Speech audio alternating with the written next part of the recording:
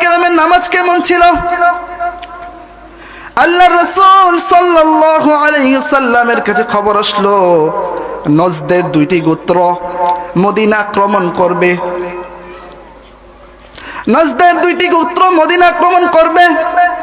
রাসূলুল্লাহ সাল্লাল্লাহু আলাইহি ওয়াসাল্লাম এই খবর শুনে সাহাবাদেরকে ডাকালেন।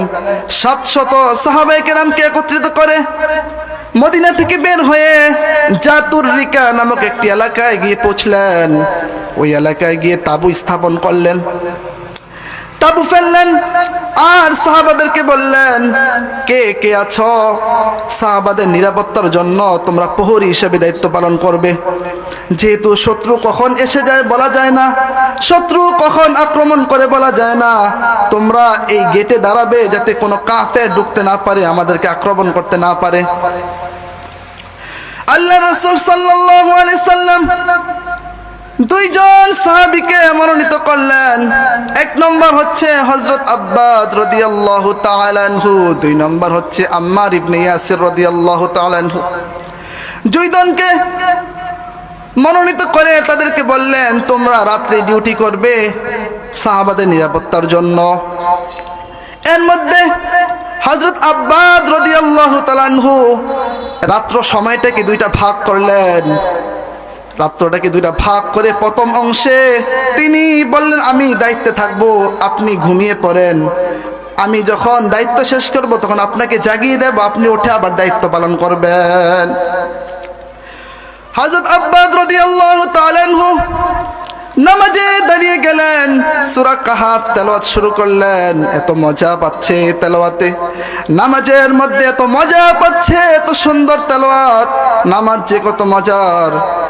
যখন আব্বাদ রাদিয়াল্লাহু তাআলা আনহু নামাজ পড়ছে, একজন কাফের দূর থেকে ফলো করছে, একজন কি যেন দাঁড়িয়ে আছে, অন্ধকার, কিছু দেখা যায় না, অন্ধকারের কারণে কিছু দেখা যায় না।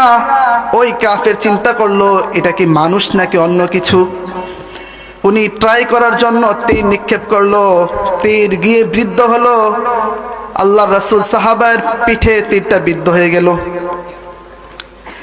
সাহাবা নামাজ ছাড়লেন না, আবার তীর মারা হলো, তিনি নামাজ ছাড়লেন না, আবার তীর মারা হলো, তিনি নামাজ ছাড়লেন না।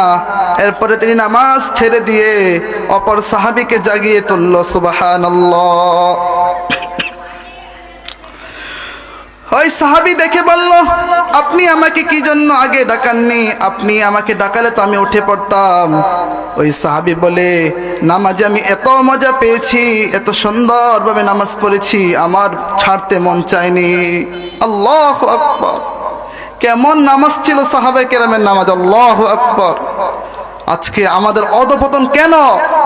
আমাদের মসজিদে মানুষ থাকে না, ফজরে মানুষ পাওয়া যায় না। সফলতা তখন আসবে যখন ফজরে পরিপূর্ণ মুসল্লি থাকবে, তখনই ইসলামের বিজয় আসবে, ঠিক কিনা? এই জন্য নামাজ পড়তে হবে, বিনয়ের সাথে নামাজ পড়তে হবে। আমরা কি এটা পারবো ইনশাআল্লাহ? সবসময় নামাজ পড়তে হবে বিনয়ের সাথে, খুব দিল দিয়ে নামাজ পড়তে হবে। আল্লাহ তাআলা আমাদেরকে সফলতা দান করবে। 2 নম্বর